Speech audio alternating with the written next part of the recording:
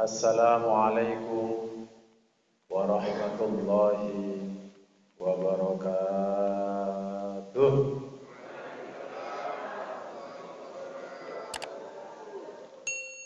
Alhamdulillah, qad ja'ana syahrun 'adzim wa syahrun mubarak wa huwa syahrul Ramadan. Syahrun fihi lailatun khairum min alfi syahrin. Fihi awwaluhu rahmah wa awsatuhu maghfirah wa akhiruhu itqun minan nar. Faman shamahu wa qamahu imanan wa ihtisaban ghufira lahu ma taqaddama min dambihi wa kharaja min dhunubihi ka yaumi waladathu ummuhu. Allahumma fasalli wa sallim wa barik ala sayyidina wa maulana wa habibina Muhammad wa ala alihi wa ashabihi wa ummatihi ila yaumil mi'ad. Amma ba'd.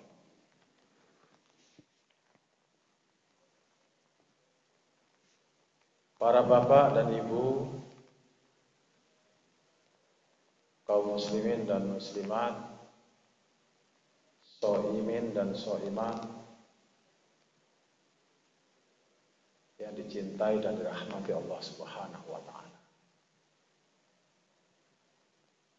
Tiada kata yang patut kita ucapkan dan tiada ungkapan yang patut kita persembahkan kecuali untaian rasa syukur yang teramat dalam kepada Allah Subhanahu wa taala yang telah mengantarkan kita semua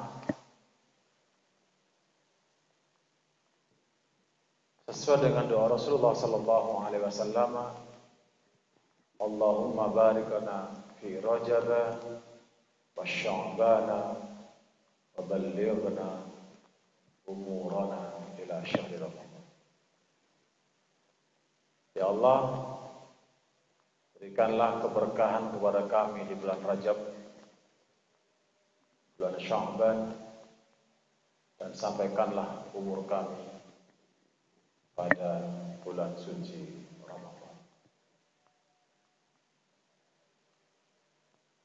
Bulan Rajab dan bulan Sya'ban itu adalah bulan-bulan ilmiah. Kenapa bulan ilmiah, Prof? Karena memang di situ ada peristiwa yang menggemparkan dunia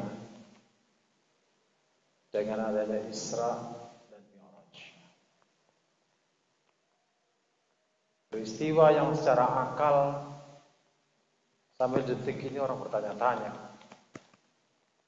Karena memang akal kita belum mampu mencerna sesuatu yang sifatnya subhanallah. Kata-kata subhanallah itu merupakan adab akhlak kita ketika akal kita gak sampai ke sana. Makanya surat Al-Isra itu diawali dengan kata subhana. Perdebatan Isra Mi'raj sampai sekarang masih terjadi dengan kajian-kajian ilmiah yang luar biasa yang menunjukkan bahwa agama Islam itu agama yang sangat rasional, bisa dikaji, walaupun dalam mengkaji sesuatu itu kita jangan pernah mimpi tuntas. Perjuangan tidak akan pernah tuntas, karena perjuangan yang bagus itu adalah perjuangan yang melahirkan pejuang-pejuang baru.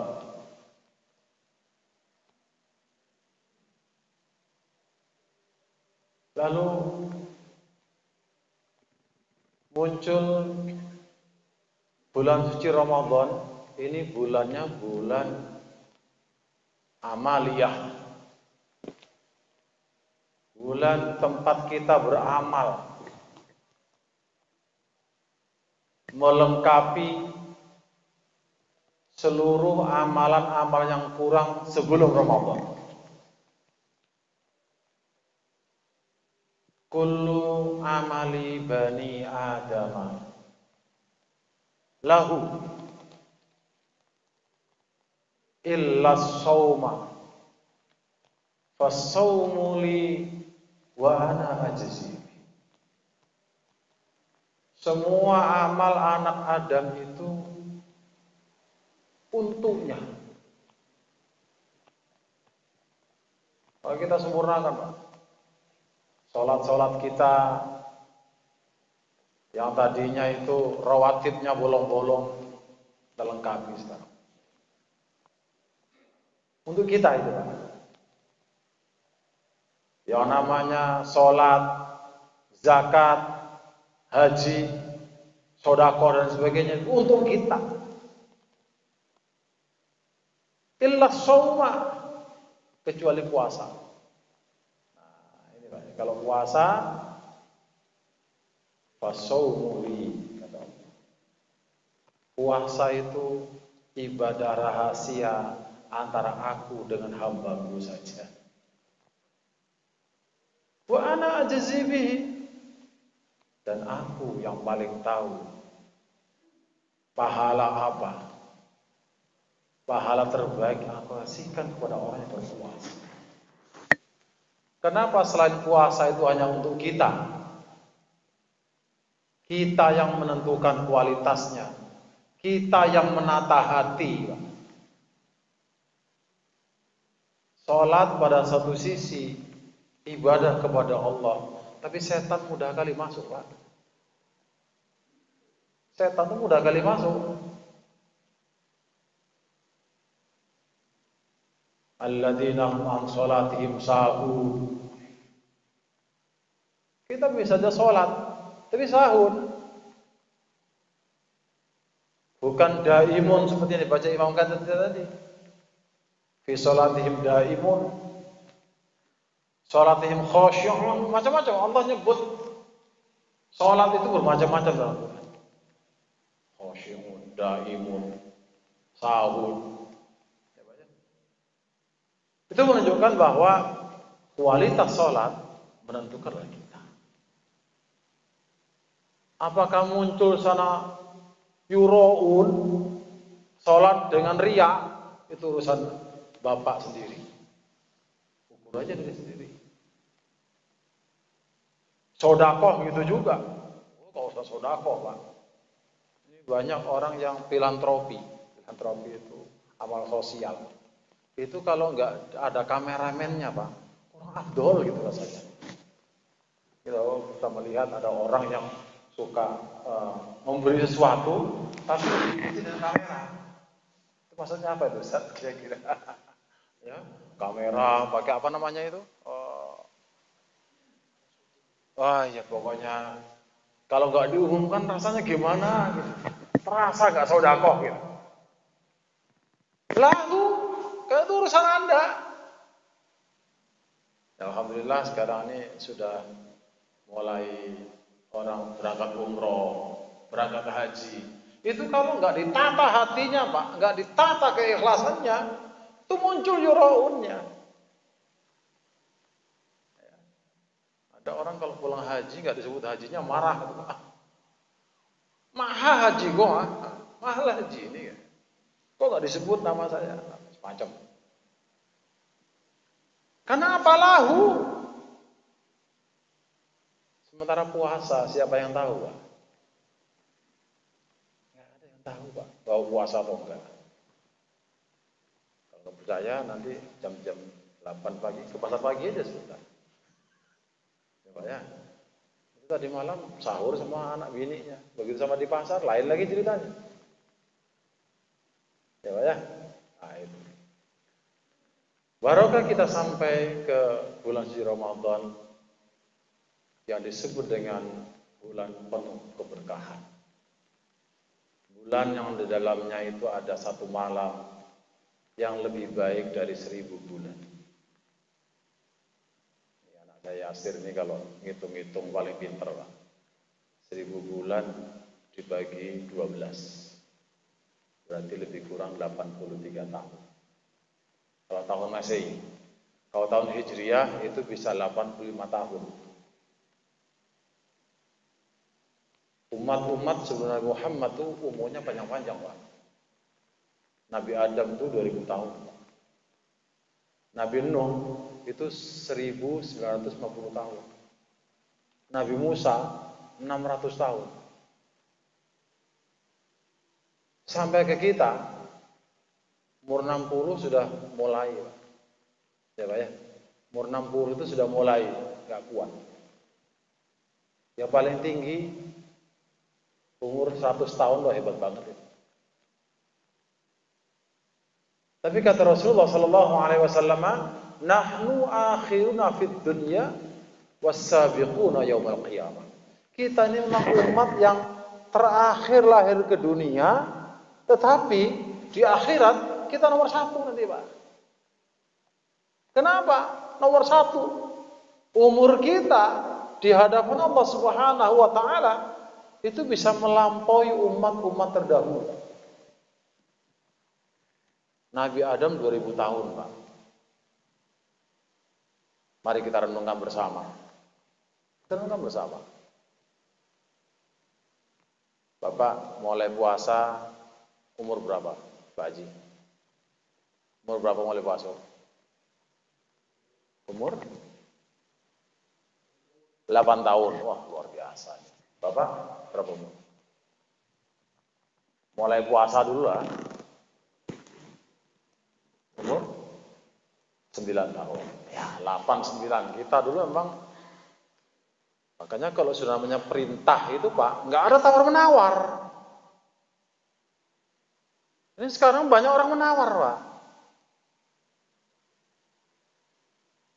Nggak usah sholat dulu, tata hati dulu, bagaimana sih? Ya Bu, apalagi ibu-ibu pakai jilbab, nggak usah lah pakai jilbab dulu, jilbabin hatinya dulu, hati kok dijilbabin? Yang bener aja, ya Pak ya. Ini banyak sekarang nih degradasi ajaran Islam, sholatnya nggak usah sholat dulu deh. Kita tata dulu hati dulu. Nggak usah puasa dulu, masih ketek, nantilah. Loh, itu gimana sih? Bener orang tua-tua kita dulu, Pak. Kalau sudah namanya puasa, saya ingat waktu kecil, Pak ya. Puasa sak kuatnya. Puasa setengah hari ya Pak ya dulu ya. Kecil-kecil, setengah hari, seperempat hari, yang penting puasa. Sholat gitu juga. Nabi itu katakannya muru aula dalu. Sholat itu perintah, Pak. Perintahkan. Bukan dirayu kalau sholat.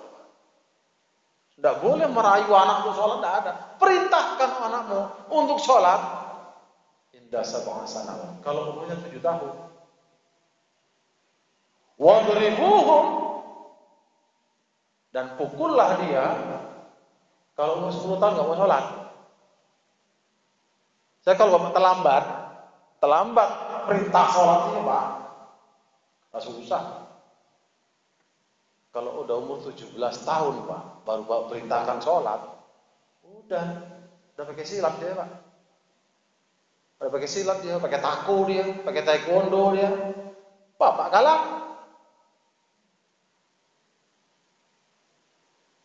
Ini perintah. Nah, coba hitung-hitung sebentar. Katakanlah kita itu 8 tahun mulai puasa, tapi benar-benar puasa itu mungkin umur 15 tahun. Sekarang Pak Haji berapa umurnya? Izin Pak, jam berapa umur sekarang? Tanya umur, apa 17 satu. Berapa umur?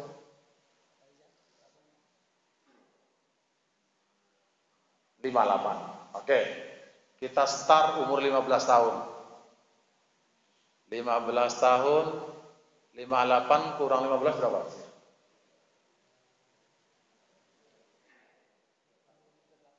38. Coba kita hitung dulu sebentar. Jika Allah Subhanahu wa taala izinkan Bapak selama 30 tahun, setiap tahun dapat Lailatul Qadar. Berarti Bapak punya hitungan 85 tahun dikalikan 38. Berapa sih? Ayo pakai kalkulatormu. Biar enak aku hitungnya. Kok pakai? Coba 38 tahun kali 85. Berapa? Berapa Pak? Ayo Pak, hitung-hitungan kita Pak.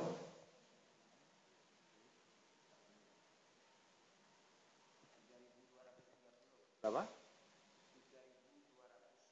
3.200 umur Bapak di hadapan Allah Subhanahu wa taala. Melebihi umurnya Nabi Adam. Nabi Adam 2000. Di hadapan Allah Bapak umurnya sudah 3.200 tahun. Lailatul khairun min alfi syahr. Makanya tidaklah salah bila Nabi Muhammad sallallahu alaihi wasallam itu disebut Sayyidul Anbiya'i wal Mursalin. Penghulunya para nabi. Wa ummatuhu khairul umam. Umatnya umat terbaik. Yasufuna fi sholati kasufufihim fil qital. Gimana gak terbaik kalau sholat Pak, barisan sholatnya seperti barisan orang berperang. Bayangkan itu. Gak akan dijumpai di umat lain Pak. Itu seragam sedunia. Silakan Bapak yang sudah pergi keluar Indonesia. Yang dekat aja lah. Bapak waktu ke Malaysia, ada nggak orang sholat berjamaah kan? Di Malaysia ada nggak orang berjamaah? Sama sekitar kan? Sama kan? Saya sholat di Malaysia, saya di Brunei, dekat-dekat ada Singapura. Semua sholat sama, persis. Apalagi kalau Ramadan kayak gitu. Apalagi kalau di pusatnya saya di Mekah Al-Mukarramah, Masya Allah. Kalah orang demo Pak. Kita lebih tertib. Itu umat Muhammad yang terbaik itu. Makanya jangan sampai lewatkan Lailatul Qadar. Dijemput Lailatul Qadar.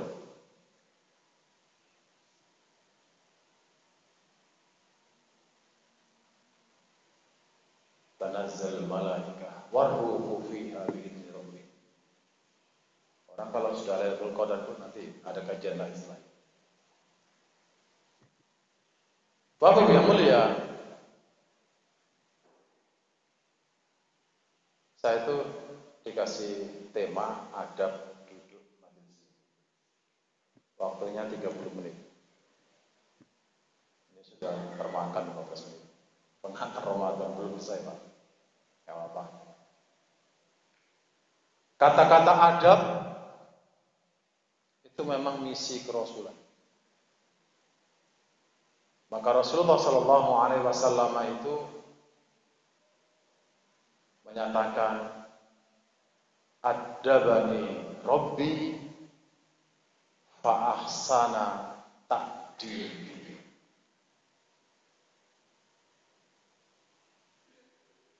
Adabani itu fiilnya fiil madhi. Adaba itu fiilnya fiil madhi. Artinya apa? Allah benar-benar gitu artinya. Allah benar-benar telah membentukku. mendidik aku. Fa ahsana ta'dibi. Maka karena Allah telah mendidik aku, kata Rasulullah, maka seluruh perbuatanku itu menjadi model. Surah Al-Qalam Allah katakan, wa innaka la'ala khuluqin 'adzim. Engkau ya Muhammad satu-satunya manusia yang khuluqin 'adzim. Akhlaknya itu sangatlah mulia. Al-Ahzab 21 yang sering dibaca saat Maulid. Laqad kana lakum fi Rasulillahi uswatun hasanah. Rasul itu teladan yang terbaik. Termasuk yang kita kaji pagi ini, adab duduk dalam majelis ta'lim. Bagi yang pegang Quran, bisa itu buka surat Al-Mujadalah ayat 11, surat An-Nahl ayat 43, dan surat Al-Maidah ayat 100.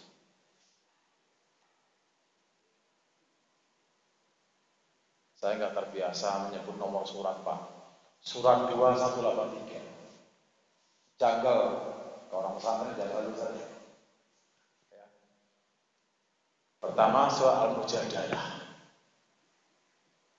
Apa akhlak kita ketika menuntut ilmu? Allah katakan, "Idza tafassahu fil majalis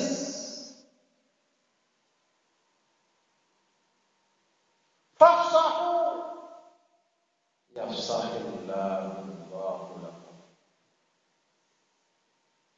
Kalau ada di majelis ilmu ini, Pak, yang pertama itu bila diminta untuk melapangkan. Kalau ada majelis ilmu itu, Pak, zaman Rasulullah itu duduknya itu rapat-rapat. Sehingga zaman Rasul itu kan karena masjidnya belum seindah itu. Ada beberapa arkeolog menyatakan masih zaman Nabi itu dari pelepah kurma. Sehingga Nabi kalau duduk seperti kita ini, pakai kursi, lalu para sahabat mendekat, suasananya panas, tapi tetap pakai adab. Adabnya apa? Duduknya rapat-rapat. Kalau safun, sawu sufufakum, luruskan barisan. Fa inna tasfiyas sufufi min tamammis shalah. Karena rapatnya barisan merupakan syarat utama kesempurnaan sholat berjamaah.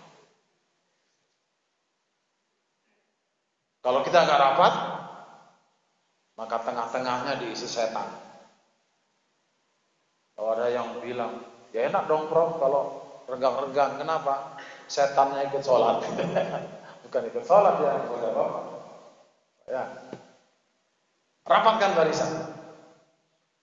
Kalau kamu diminta untuk melapangkan majelismu itu, ada kawan gerah, tolong dong geser dikit, geser lah. Kalau kamu diminta untuk geser dikit, geser. Lapangkan, maka yassahillahu, maka Allah pasti akan melapangkan urusan. Wa idza qila shuzu fanshuzu. Kalau diminta engkau berdiri, maka berdirilah kamu. Biar yarfa'illahu alladhina amanu minkum walladhina utul ilma darajat. Kalau kamu sudah taat sama gurumu dengan dua perintah tadi, kalau suruh lapang, lapangkan. Kalau diminta untuk berdiri, berdiri. Yarfa'illahu alladhina amanu. Niscaya Allah akan segera angkat derajat orang-orang yang beriman. Walladzina utul ilma darajat. Iman ditambah ilmu, diangkat derajat yang tinggi. Intinya pertama apa? Ketaatan. Adab dalam ilmu itu ketaatan sama guru.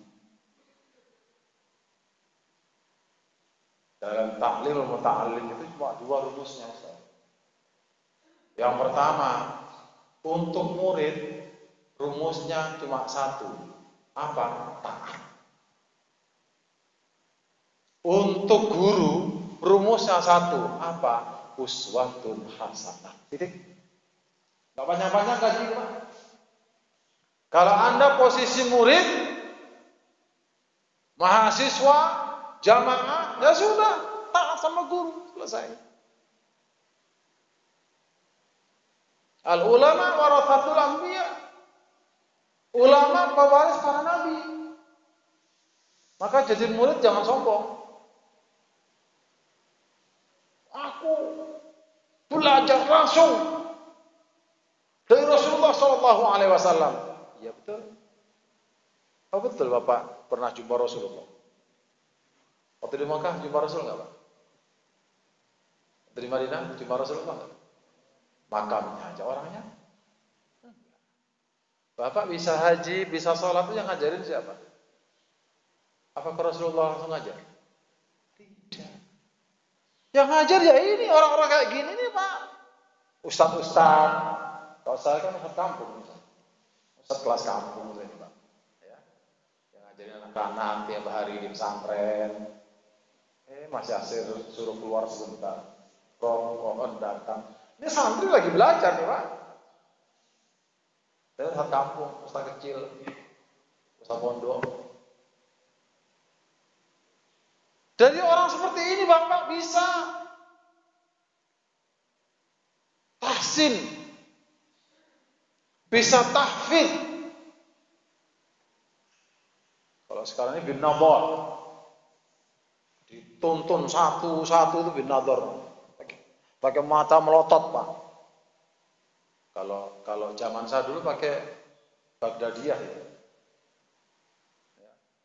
Anakum ainakum inakum aunakum unakum banakum bainakum binakum baunakum bunakum. Zaman dulu Pak. Alif, ba, ta, tha, jim, ha, kha. Kalau sekarang masih pakai ikro. Kalau pakai ikro itu anak-anak kenal huruf Pak ya. A, ba, ta. Apapun caranya silakan, yang penting anak bisa baca Quran. Kalau zaman kita dulu kan huruf itu betul-betul dibunyikan. Anak sekarang enggak. Antara Arab dengan Latin disandingkan. Alif ya A, ba ya B gitu. Ada kelebihan kekurangannya masing-masing. Jadi rumus untuk adab di majelis ilmu pertama ketaatan. Yang kedua, surat An-Nahl ayat 43.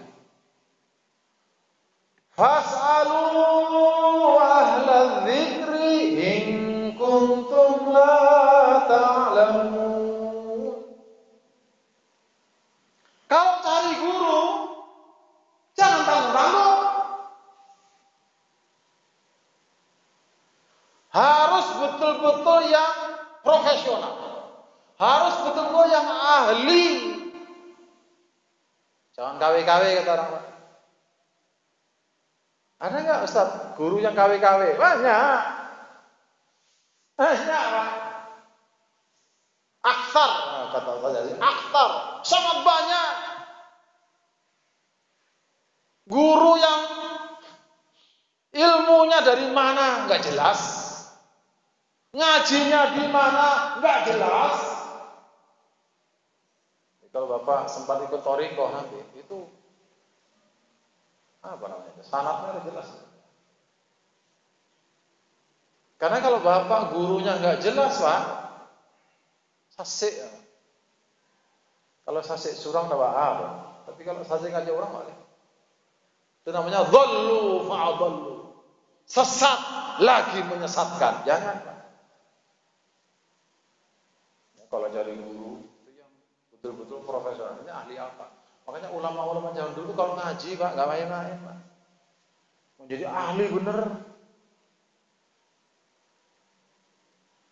Jadi kalau di Mekah itu dulu sebelum merdeka, Pak,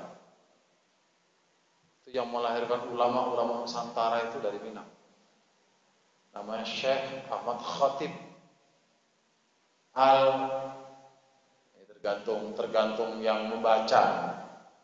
Kalau guru saya mengatakan Al-Minangkabawi. Kalau Ustaz Somad Al-Minangkabawi, silakan aja itu. Yang penting orang Minang.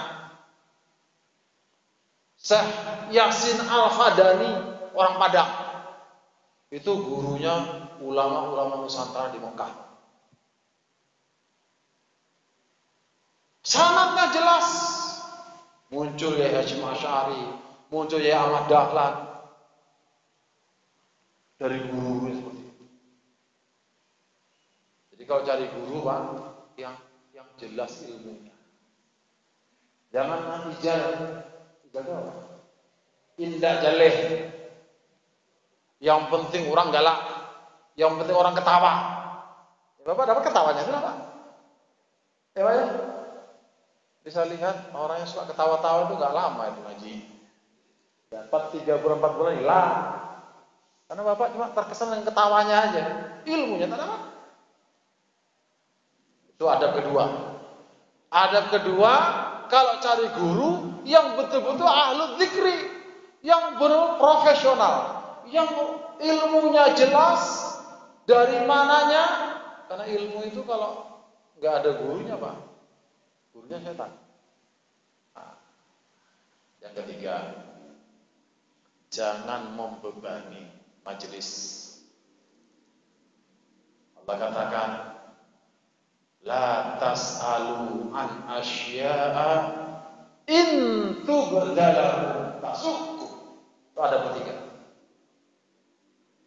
Kalau kamu di majelis ilmu, jangan suka menanyakan yang aneh-aneh yang menyebabkan engkau berat apabila dijawab. Itu Bani Israil, Pak.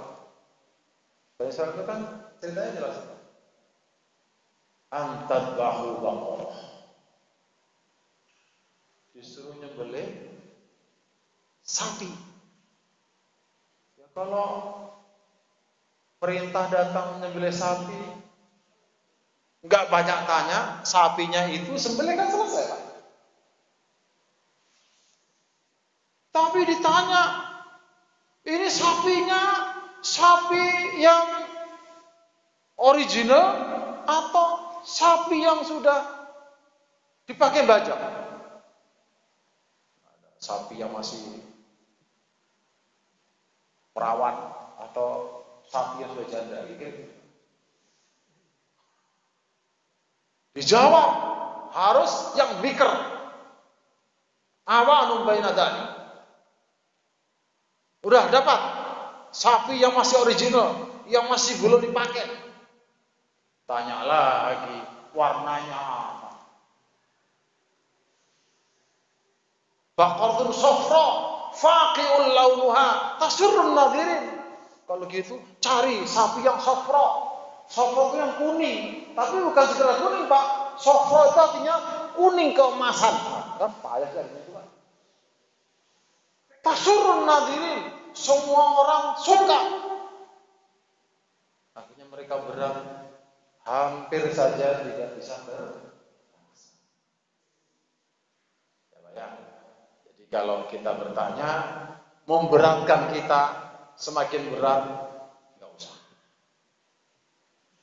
Saya pikir itu 3 rambu-rambu adab dalam majelis ilmu. Semoga bermanfaat. Wallahu muwaffiq aqwamit thoriq. Wassalamualaikum warahmatullahi wabarakatuh.